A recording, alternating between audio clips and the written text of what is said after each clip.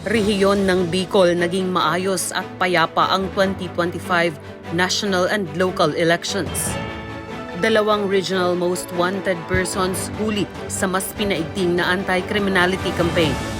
At isang CTG member voluntaryong sumuko sa ating kapulisan sa Camarines Norte. Ang mga ito at iba pa dito pa rin sa transparent service ng ating Game Changer General. Ito ang ika-74 na linggo ng Weekline. Noong linggo, ika-11 ng Mayo, abala ang ating kapulisan at ang buong pamunuan ng Pulis sa Rion 5 dahil sa gaganaping 2025 national and local elections. Kaugnay dito, nagsagawa ang ating Game Changer General ng ilang mga inspeksyon. Una na dito ang Provincial Election Monitoring and Action Center at ng Media Action Center sa Camarines Norte Police Provincial Office. Sinundan ng inspeksyon sa Talisay Polling Precinct at ng Police Assistance Desk sa Talisay Municipal Police Station. Nagsagawa din ng inspeksyon si Police Brigadier General Dizon sa City Election Monitoring and Action Center at sa Media Action Center ng Naga City Police Office. Gayon din ng inspeksyon sa Provincial Election Monitoring and Action Center at ng Media Action Center sa Camarines Sur Police Provincial Office. Pagkatapos ng mga inspeksyon, binigyang oras ni Police Brigadier General Dizon ang ilang administratibong gawain sa kanyang opisina at pagsapit ng dapit hapon ay tuloy naman ang kanyang motorcycle patrol sa lungsod ng Legazpi at munisipyo ng Daraga sa Albay. Samantala noong Lunes, ika-12 ng Mayo, dahil araw ng eleksyon, maaga pa lang nakahanda na ang buong pamunuan ng Pro-5 at ang ating kapulisan sa lahat ng mga polling precincts upang umalalay sa publiko at masigurong mapayapa ang araw ng eleksyon. Samantala, nagsagawa din ng inspeksyon ang ating Game Changer General sa mga polling precincts ng Prieto Diaz Central School, Mabanate Elementary School, Ugod Elementary School at Dunsol East Central School sa probinsya ng Sorsogon. Sinundan ito ng mga administratibong gawain at habang nasa Pro-5 headquarters si Police Brigadier General Dizon ay nakaantabay ito sa sitwasyon ng buong rehiyon kung saan sa magdamag na pagbabantay ay naging payapa at maayos ang kabuoang sitwasyon ng 2025 national and local elections ng buong rehiyon ng Bicol.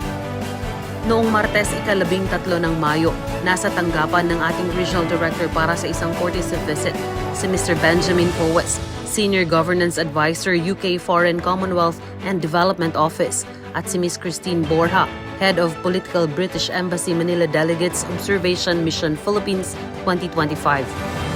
Sinundan nito ng pagpapaunlak ni Police Brigadier General Dizon sa panayam ni Mr. Norris Mingoy ng Brigada News FM Legazpi.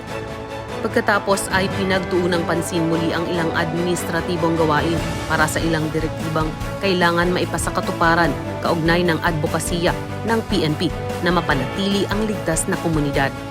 Ika-14 ng Mayo, Miyerkules, nakibahagi ang ating Game Changer General sa isinagawang Change of Command and Retirement Ceremony para kay Major General Noe Alberto Q. Peñafiel, Philippine Army Commander 9th Infantry Division sa 9ID Grandstand, Camp Elias Angeles, San Jose Pili, Camarines Sur.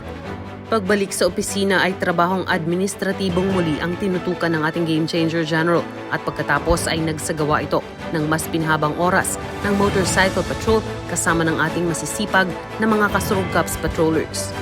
Huwebes, ika-15 ng Mayo, naging siksik ang mga kaganapan para sa ating Game Changer General. Pagkatapos ng kanyang maagang bicycle patrol, binigyang importansya ng ating Game Changer General ang pagbisita ni Attorney Arnaldo E. Escobar Jr., ang Regional Director ng DILG 5 at ni Director Ramir F. Frades, Regional Director ng NICA 5.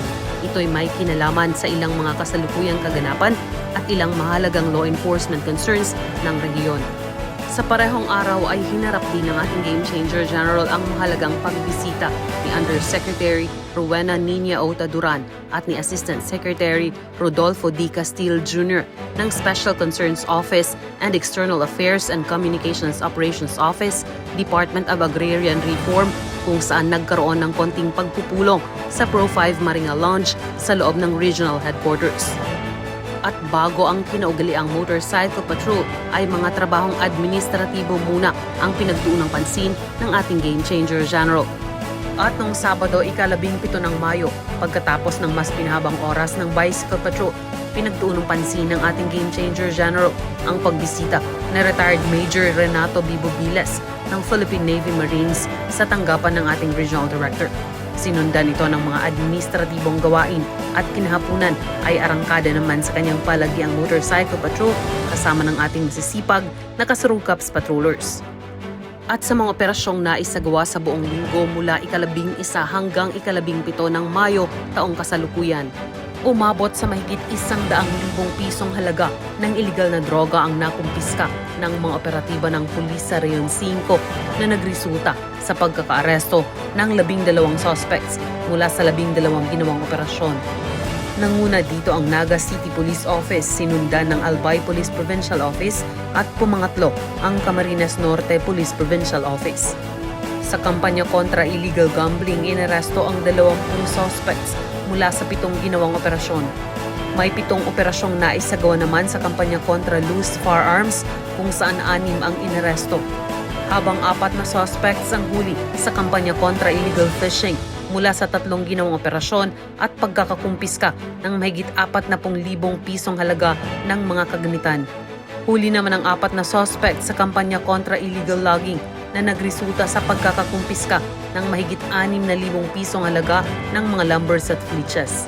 Samantala, umabot sa 85 most wanted persons ang inaresto sa buong Kabikulan sa nakalipas na linggo, habang 1 ang sumuko at 2 ang arestado sa mas pinagtibay na mga hakbang kontra insurhensya. Patuloy na mag-antabay sa mga ginagawa ng ating kapulisan sa Bicol. Ito ang transparent service ng ating Game Changer General.